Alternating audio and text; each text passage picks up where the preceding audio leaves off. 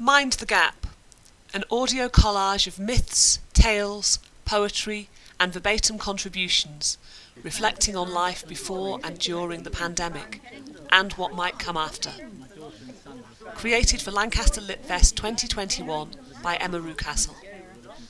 Voiced by Patricia Barnicott, Phil Chandler, Sarah Cox, Sean Cross, Andrew Dakin, Margaret Ives, Reem J. Mohammed, Ansi Jogi Jacob, Miles Kinsley, Jessica Louise Lightbody, David Novell, Malik Luther, Trinity, Chrissy Ogilvie, Deborah Powell, Emma Rucastle, James Smedley, Tim Tranter and Brian Vogt. Music, Pagan Cross by Sean Ivers. What about 2020? COVID-19 has been place. Coming? Australia bushfires.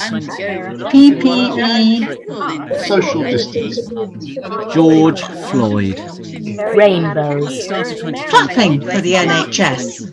Harry and Meghan. Brexit. Coming? Global pandemic. Very dramatic year. There was a time when everything was still. Once the spirits of the earth were asleep, and the great Father of all spirits was the only one awake. Gently he awoke the Sun Mother. As she opened her eyes, a warm ray of light spread out towards the sleeping earth.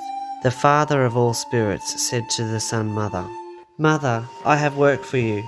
Go down to the earth and wake the sleeping spirits. Give them forms." The Sun Mother glided down to earth, which was bare at the time, and began to walk in all directions, and everywhere she walked plants grew. After returning to the field where she had begun her work, the mother rested, pleased with herself. The Father of all spirits came and instructed her to go into the caves and wake the spirits. This time she ventured into the dark caves on the mountainsides. The bright light that radiated from her awoke the spirits, and after she left, insects of all kinds flew out of the caves. The Sun Mother sat down and watched the glorious sight of her insects mingling with her flowers. However, once again the Father urged her on. The Mother ventured into a very deep cave, spreading her light around.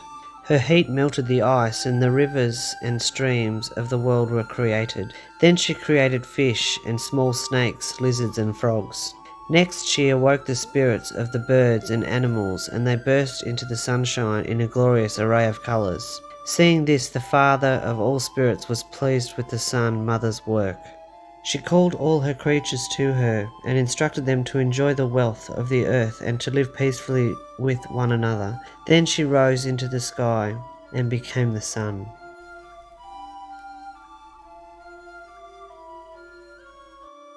In January 2020, I remember hearing about a handful of people dying from pneumonia due to a new virus detected in China called coronavirus.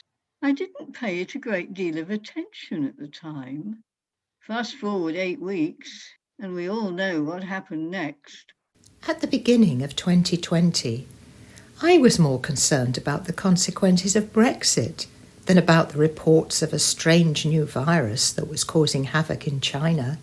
I was looking forward to at last being able to see the Oberammergau Passion Play and to going to Switzerland for the wedding of my great-nephew.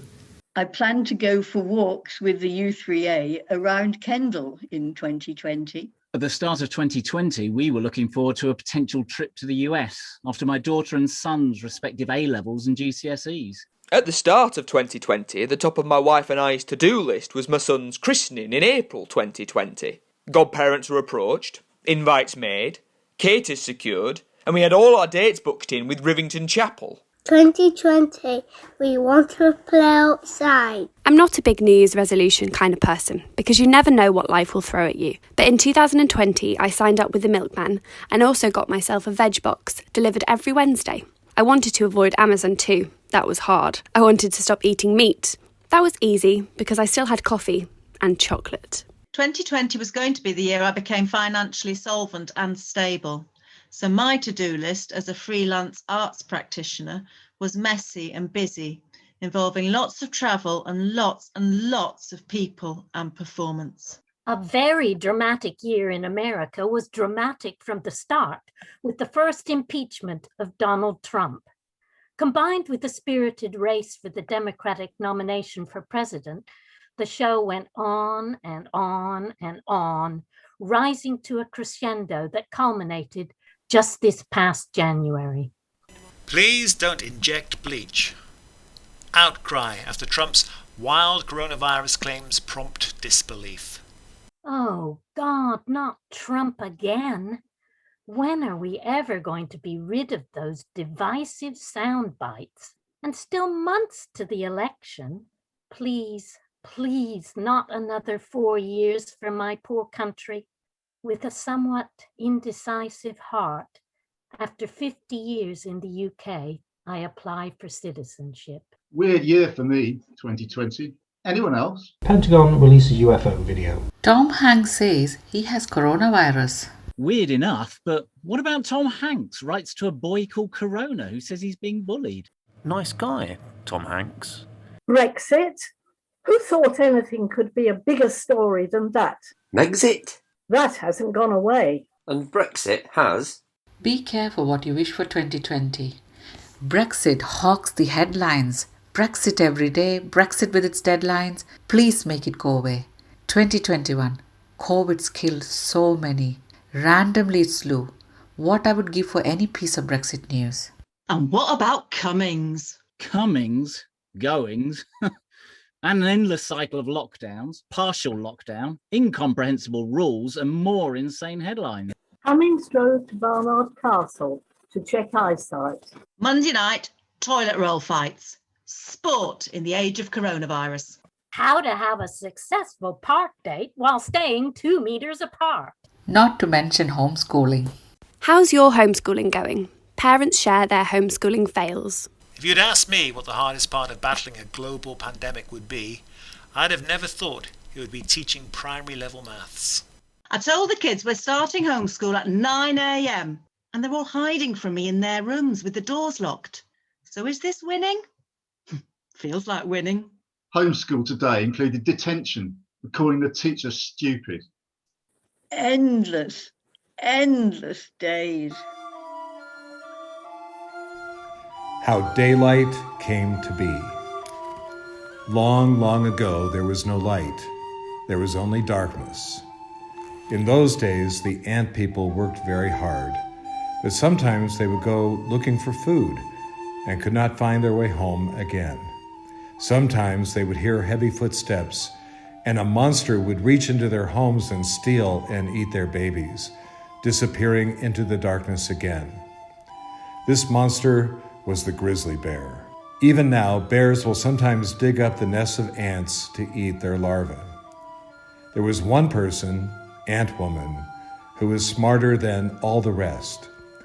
If we had light, we could see to work. We could find our way home. We could watch for the monster bear who steals our children. Ant Woman decided to go to the house of the Creator and ask for light on behalf of her people. It was a long and dangerous journey. She did not know it, but Bear followed her to see what she would do. "O Creator," she said, "give my people light so we can see and work." But before she could finish speaking, Bear stepped in front of her, saying, "Don't listen to her. Don't give this little bug person what she wants. I want it always to be dark so I can sleep and be cool." The Creator replied, "There will be a contest, a dance contest, and the winner will get his or her desire." Many people came from the 4 directions to see the dancing. They brought all sorts of food to share with one another. As soon as Bear saw all the different kinds of food, he became very excited and began to eat. But little Ant Woman fasted. She concentrated on praying on behalf of her people. She pulled her belt tight around her waist so she would not feel hungry. Finally, it came time for them to compete. She stood up and told the people, "I am Ant Woman. I dance for light." And then she did a fast dance, pulling her belt tighter and tighter. When she had finished, Bear stood up and wiped the crumbs from his lips, saying, "I am Bear, I dance for night." Then he did his slow and lumbering dance. When he finished, he went back to eating. For what we would now call 4 days and 4 nights, they danced against each other. Ant Woman did not eat during this time, continuing to fast and pray. She pulled her belt tighter and tighter. Bear stood up to dance against her, but he was now so fat and so full he could hardly move. He was so tired and sleepy. "I am Bear, I dance for..." And then he fell asleep right in the middle of his dance. He began to snore loudly. "Little ant has won," said the Creator, "but both the ant and the bear are my children, and I love them both. For that reason, I will give them both what they wish for. Daylight for the ant people, so they can see and work, and nighttime for the bear, so he can sleep and be cool." And so it is today. We have day and night because of the wonderful little ant woman. Never known days as long as they were in 2020. I resolved to cut my work hours, drink less, play more guitar, learn how to juggle and pick up a new language. All done. 2020.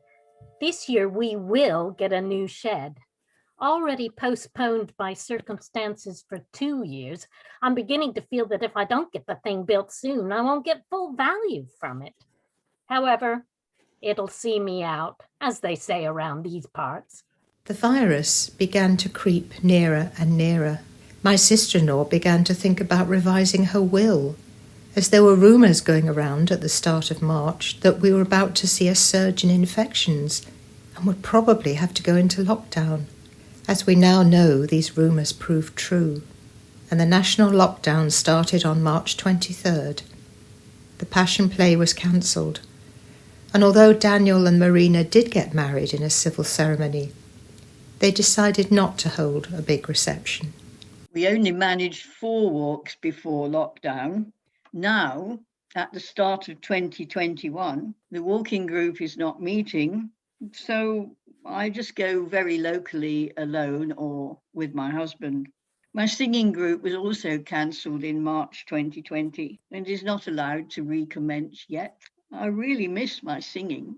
Our trip to the States has now been downgraded to the hope of a cottage in Scotland together, which will be ace, otherwise unfulfilled gigs. We were supposed to perform our work, Taking the Time, in Stockton.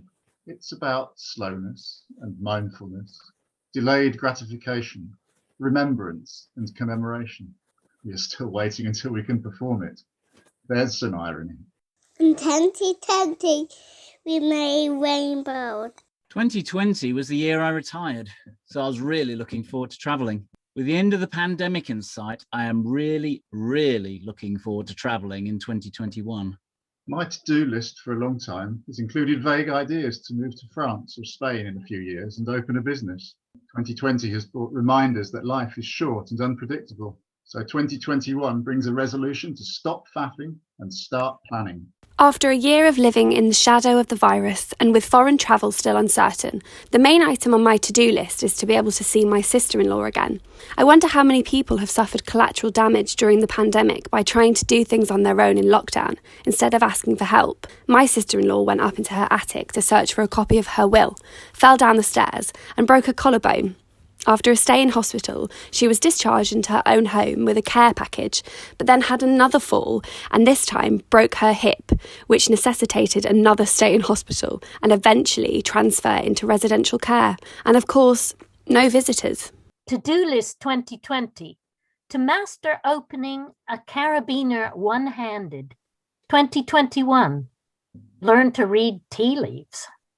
January 2021 is a haze of rehashed lockdowns, more rules and changing regulations.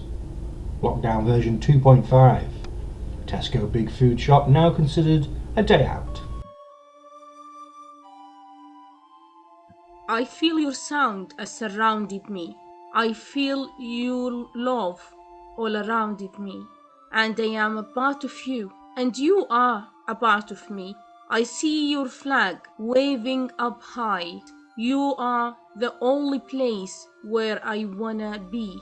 See the river Nile pass you by, watering all the plants. Reading your history is enough to make me smile. You are the only place that makes me wild. Sudan, you are in my mind. I will be back to you even if I go blind. Sudan, you are my assigned home, even if all the stars aligned. Australia ablaze is one of the headlines I remember most from the start of 2020. And even now, after COVID and everything, I can still picture the images of those bushfires. I think that was the most important news story, really. And I hope we start to recognise that more and more and act. Though I am missing travel enormously, I think the fact that we have been traveling less, especially flying less, and fewer commuters, must have been good for the environment. I really hope so. I'm retired, so no commuting for me in any case, but I'm in no tearing hurry to get on a plane again, and definitely not a cruise. I want to research sustainable travel and be responsible for my plans and actions. I signed up to Happy Eco News during lockdown, a weekly bulletin of good news stories focusing on the environment. 10 million trees planted in 2020, with a commitment to 13.5 million in 2021. After 2 weeks trekking through the forests of Bolivia, scientists discovered 20 new species, from frogs to butterflies. The US is beginning 2021 with a new national park. The Green Man is as authentic as any myth can be. The story almost tells itself. The spirit of ancient woodlands, the enormous quiet of a different, wilder, less terrible world. You can see him lurking in the church. You might glimpse him striding through the forest. He is strange and strong and leaf-crowned. The fearsome forces of civilization might try to bury him, but his roots are deep, and he will not die. He is a mystery, but he has not left us yet. Our ancestors said to their Mother Earth, "We are yours." Modern humanity said to nature, "You are mine." The Green Man has returned as the living face of the whole earth, so that through his mouth we may say to the universe, "We are one." At the start of 2020, front of mind for me was finishing a decade-plus master development plan for my organization that was culminating with a 100,000 square foot Center for Science, Art, and Education. I work with an amazing team who've been bold, imaginative, dedicated, and also kind, empathetic, and inclusive. We've reached extraordinary heights and the future seemed assured. And it turns out that it was. Rare among similar institutions around the country, after an extended lockdown and plummeting revenues, we didn't lay off a single person. Nor did we cut salaries and benefits. So the big shift in my mind was going from the anticipation of seeing a dream come true, being atop a mountain, to a deeper sense of satisfaction that we took care of people in a time of fear and need. On my to-do list for 2021 is being a better, more active ally to the Black Lives Matter movement. In 2021, we will be helpful. We will be kind. The wise man of the village. In a village by the river Nile, there lived a wise old man. He would spend his days watching the flowing river and listening to the cracking of the Sagia water wheels. Over the years, his reputation for wisdom had spread up and down the river, so that many people came to seek his advice. Around his gardens, he had borrowed various amounts of money. If anyone wanted to borrow some money from him, the old would lend each according to their need by directing him to a particular spot where some coins were buried. The old man only asked that the person should pay back the money when they felt able by placing it in the very same spot from which it had been taken. Amongst the people of the country was a merchant who did not value the favors of others. One day he came to the old man and asked for 10 dinars. Because of the loan, the merchant's business prospered. He said to himself, I will not pay the old man back. My profits are large, and I will never have to go begging to him for help again. In any case, that old fool has probably forgotten all about the loan by now. Days, months, years passed by, and the merchant's fruitful business withered and died. He said to himself, I will go to the old man. I'm sure that he will not recognize me after all these years. He found the old man sitting as before in his garden. As the merchant approached, the old man welcomed him and asked, What can I do for you, my son? You are well known up and down the river for your wisdom. I have come to ask you for some money, explained the merchant. There should be 10 dinars hidden there, replied the old man, pointing to the very spot from which the merchant had taken the money all these years before. Down and down he dug, but there was no money to be found. At last he gave up and returned to the old man. They told me you were wise, but that spot does not even have a millimeter, let alone 10 dinars. The merchant began to complain bitterly. The old man held up his hand and simply replied, If you had repaid it, my son, you would have found it. In 2021, I'm going to try to swim in the lakes more. I say that every year. I hate feeling cold. I'm also going to sleep over at my dad's every Friday after work. I will do that for sure, as we lost my mum last year. Not COVID. I'm writing little haikus for my friends and giving or sending them chopsticks. Light, cheap to post. Win-win. I'm also trying to archive the past, scan old photos and letters, get it all on OneDrive. This may be manageable, as there ain't much of a future to plan right now. But top of my to-do list is get my vaccine. 21st of March, 5:50 p.m. Top of the to-do list is getting our vaccination, so that we feel able to go about our day-to-day lives confidently post-COVID restrictions. Then the simple things will mean everything.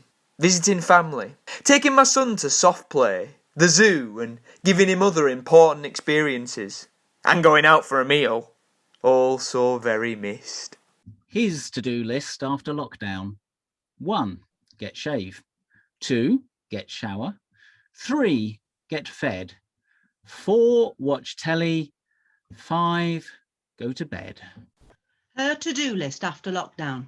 Buy a season ticket. Can they survive the drop?